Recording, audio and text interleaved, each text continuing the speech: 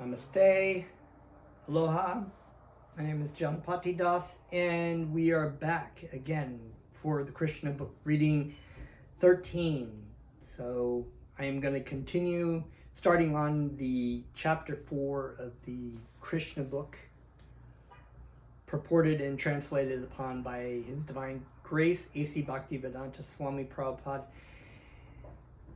who is in a line of disciplic line of perfectly realized spiritual masters back to the Supreme Lord himself. So he is himself a spiritual master, and my spiritual master, Jagadguru Siddhaswarapananda, was his disciple, and I'm Jagadguru's disciple.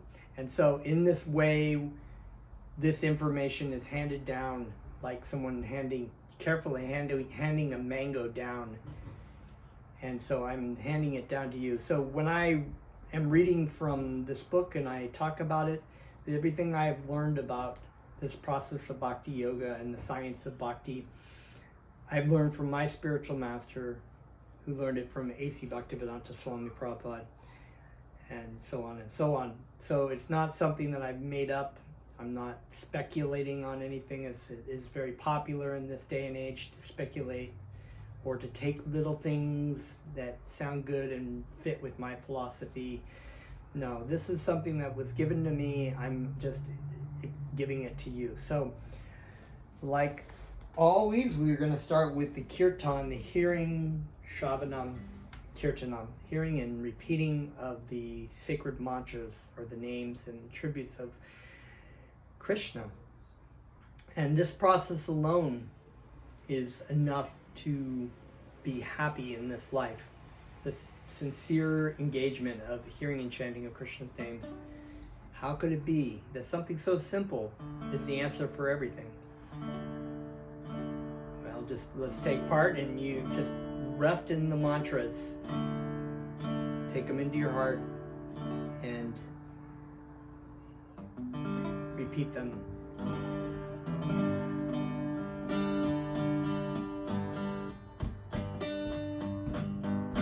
Namah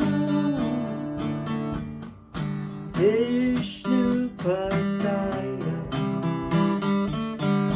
Krishna Staya Putale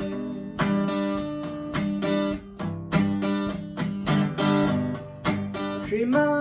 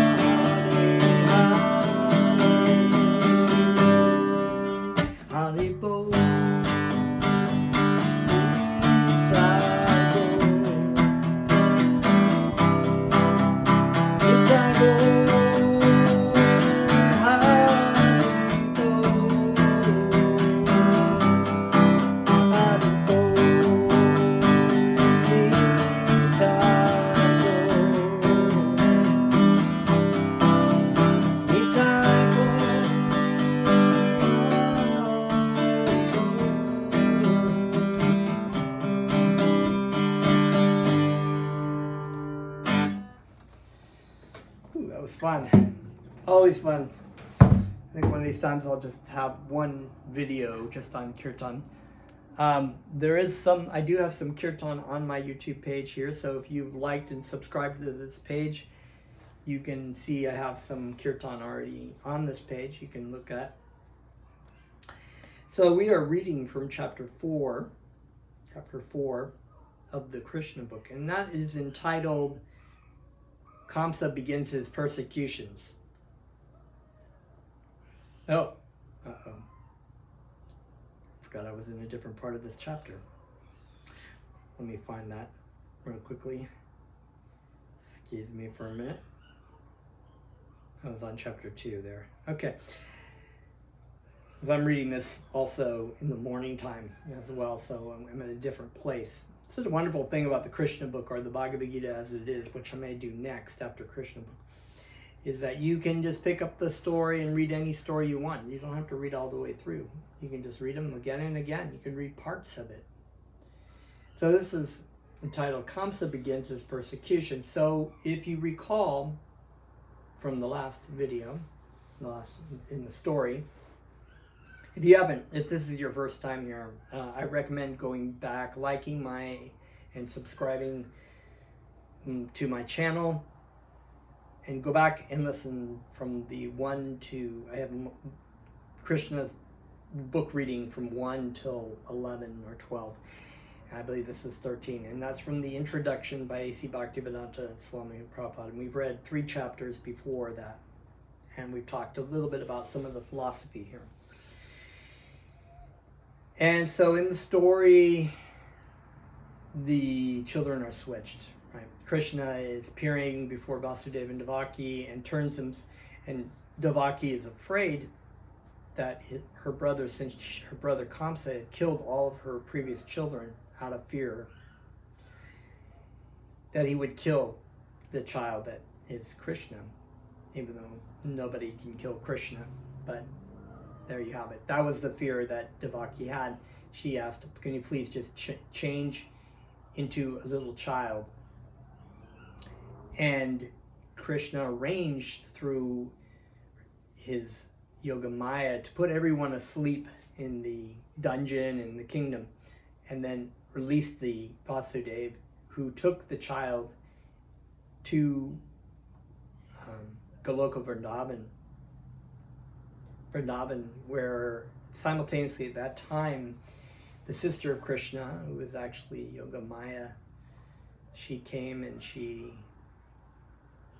was there at the behest of the Lord to appear and switch places so that Kamsa could be fooled for a little bit longer, and Krishna could go to Vrindavan with Nanda Maharaj and Yashoda and be born there.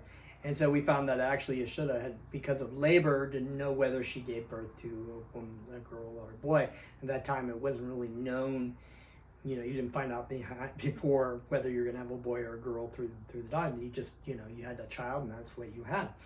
So she just thought she gave birth to Krishna, and then switched the girl so that everybody would think that it was a girl that was born of Devaki, therefore postponing the situation or alleviating the situation at the time. It was all part of Krishna's plan. So anyway, after Vasudeva, so then he came back, and remember he went across the river, and there was Seshananga, who is Balaram, the expansion of Krishna, protecting him from the weather, Vasudeva from the weather, and making the river at the Jamuna that was stormy and rapidy, basically to open up so that he could walk across. And then he came back and he put the shackles back on. After Vasudeva adjusted all the doors and gates, the gatekeepers awoke and heard the newborn child crying.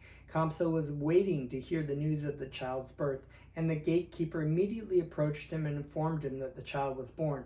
At that time, Kamsa got up from his bed very quickly and exclaimed, "Now the cruel death of my life is born." So now it's the 8th child, so he's thinking, uh-oh, this is the child that's supposed to kill me, right? Just check on my time here, okay? Kamsa became perplexed now that his death was approaching, and his hair stood on end. Immediately, he proceeded toward the place where the child was born. Devaki, on seeing her brother approaching, prayed in a very meek attitude to Kamsa, "My dear brother, please do not kill this female child. I promise that this child will be the wife of your son. Therefore, don't kill her. You are not to be killed by any female child. That was the omen. You are to be killed by a male child. So please do not kill her.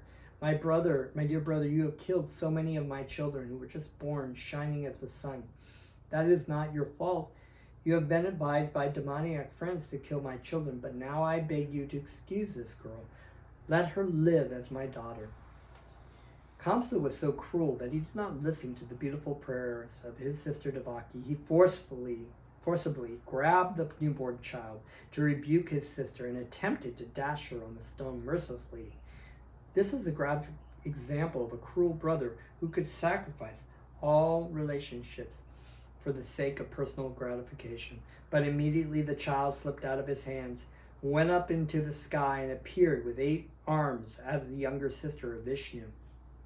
She was decorated with a nice dress and flower garlands and ornaments.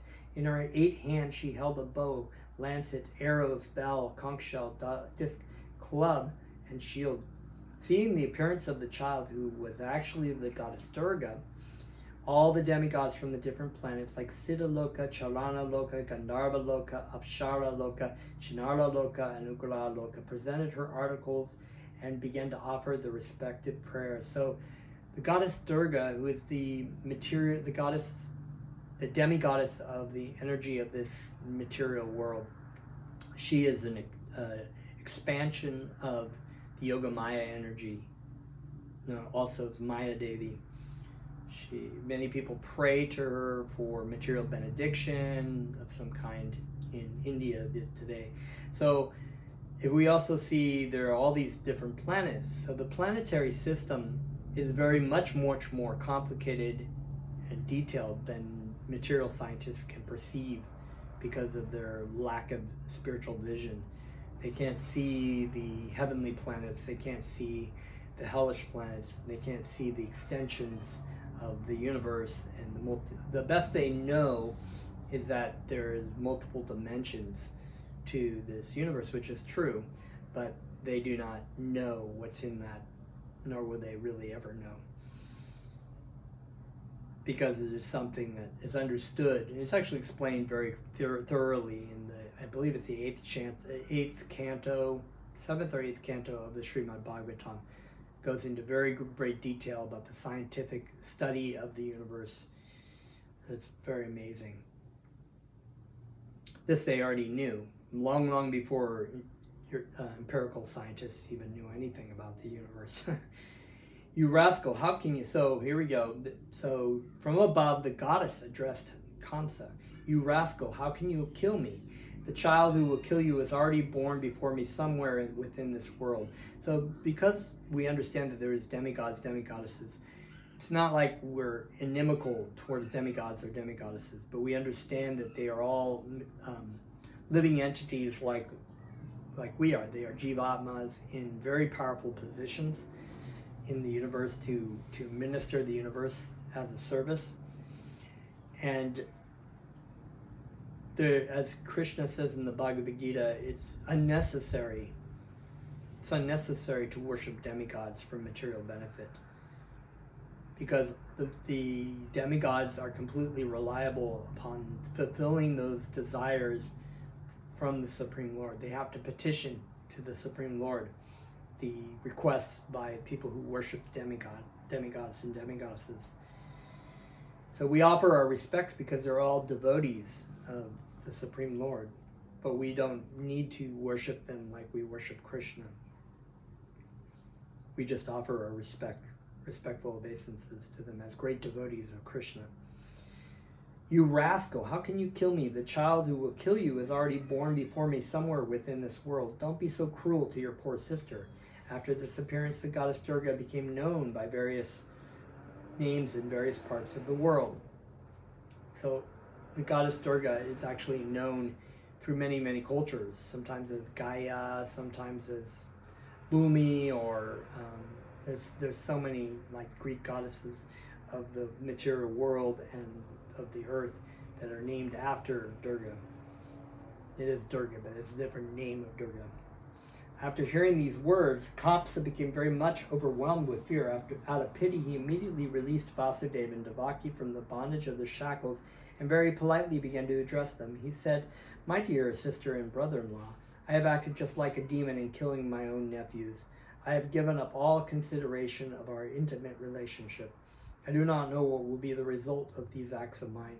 Probably I shall be sent to the hell where killers of the Brahmanas go.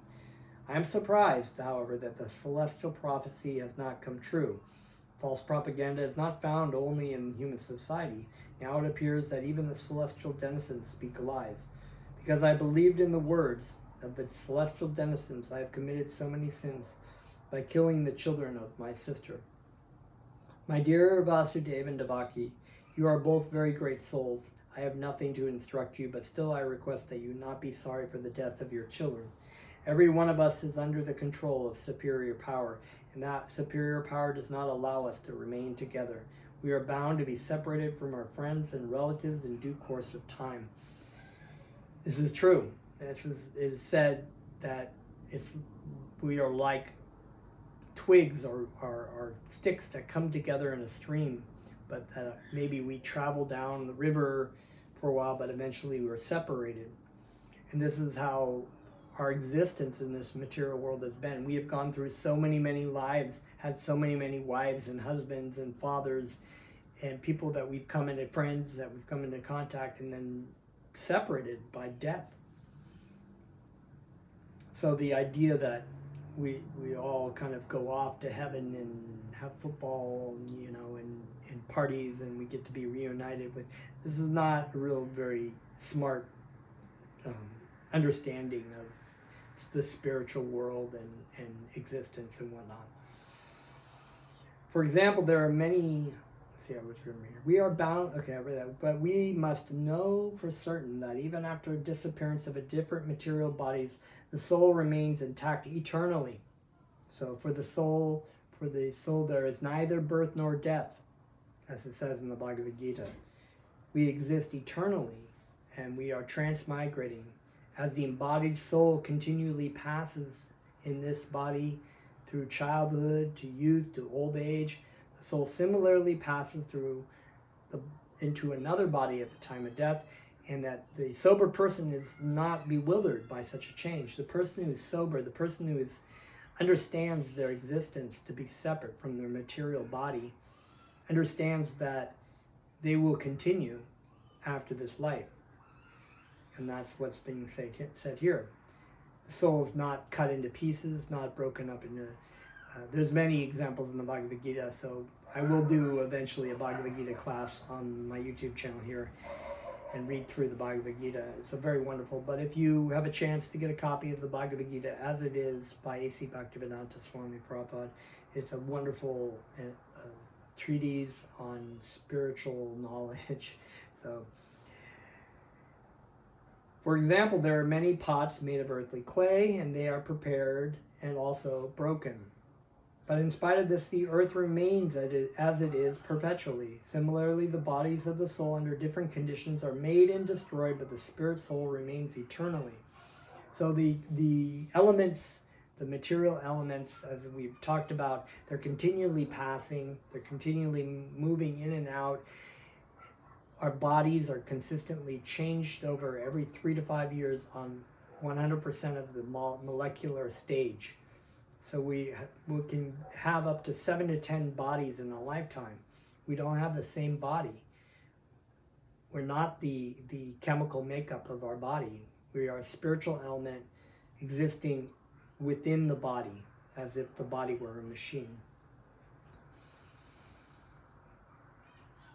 So things are made and destroyed, but the chemicals are constantly changing, right? So there is nothing to lament over. Everyone should understand that this material body is different from the spirit soul. And so long as one does not come to that understanding, he is sure to accept the process of transmigration from one body to another. That is the problem. We are here in this material world trying to play the role of God, trying to be the enjoyer, trying to lord and control over the material nature, one body and another. And we're given that opportunity in different kinds of bodies, whether they be plants or animals or bugs or humans. The human body is a very unique form, and it should not be wasted on stupid things of trying to find more happiness in this material world through the body and through the senses. It's a very interesting thing. People oftentimes talk about this idea that, well, if we just switch our energy system to an alternative energy, but that, we make electric cars or whatever, but there's a lot of different kinds of suffering and environmental degradation made from alternative energy too. The problem is not whether we were burning gas or we're burning coal. The problem is that we have an unceasing desire to lord and control and consume. And because we are encouraged to live a very hedonistic lifestyle, even though if we don't really call it that, yes or no, we are encouraged to engage in our senses, to try to live life to its fullest, to try to eat as much as we can, to try to smell and taste and have sex with so many things. And this is never satisfying. It never touches the living entity within. But you can stuff all kinds of things in different orifices, and you can stimulate your bodies. You end up with an emptiness and an unhappiness because you're not dealing with, as they would say, the bird in the cage, right? So you can paint your cage very nicely, you can stroke your cage and all this kind of things, but you're not dealing with the person inside or the spirit soul inside.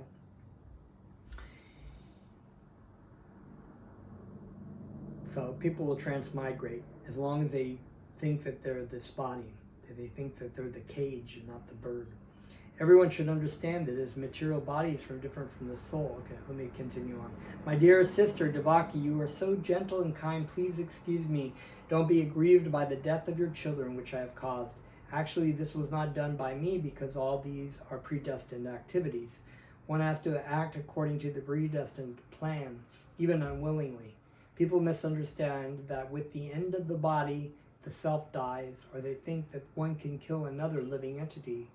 All these misconceptions oblige one to accept the conditions of material existence. In other words, as long as one is not firmly convinced of the eternality of the soul, one is subjected to the tribulation of being killer and killed.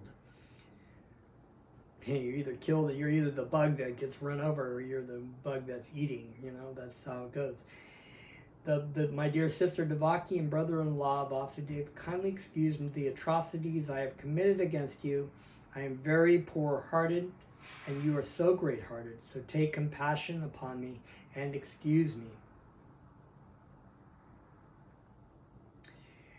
And we're going to stop there because this is there's a lot of rich philosophy within here, and we're going to read more about how Kansa feels remorse, but doesn't last very long, and we will see what happens in the next time. And so thank you very much. I'm going to engage in a little bit more kirtan to round out this video.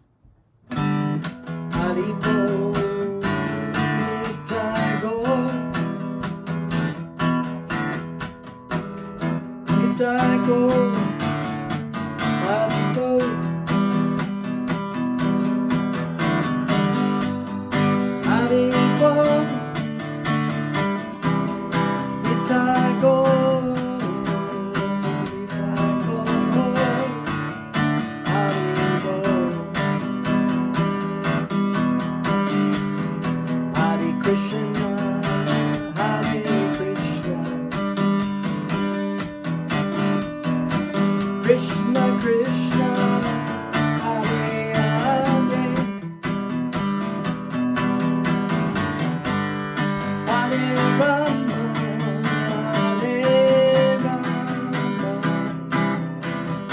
Rama Rama, Hare Hare,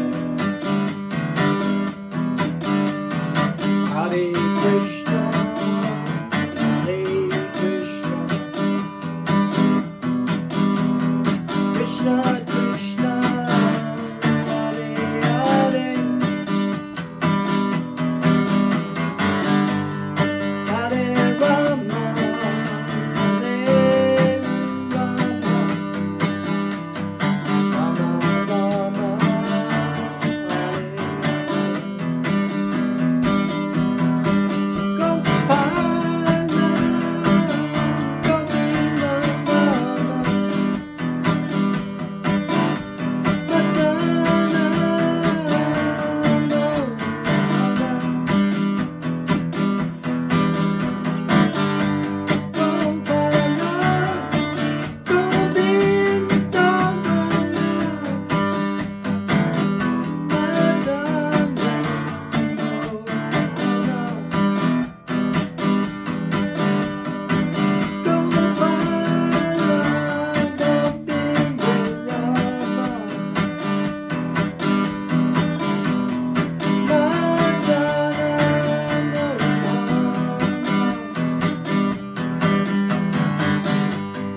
Gopala, Govinda Rama, Madana,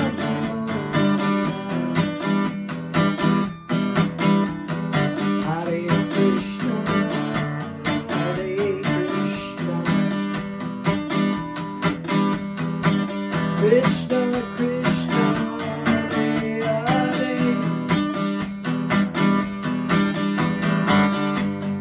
Hare Rama, Hare Rama,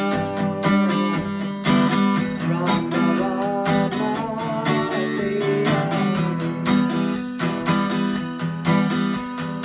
Hare Krishna, Hare Krishna,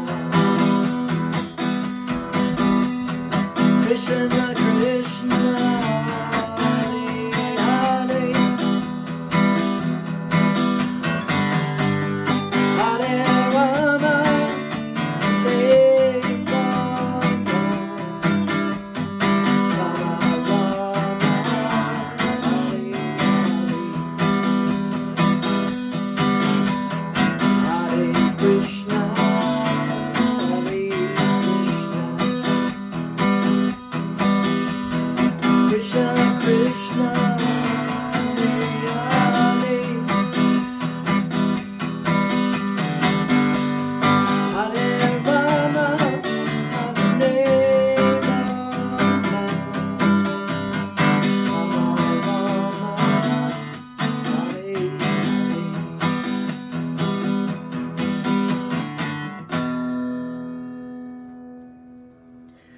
Alrighty, all right, Bull, and we will see you next time. Thank you. My name is Janapaji Das. Namaste.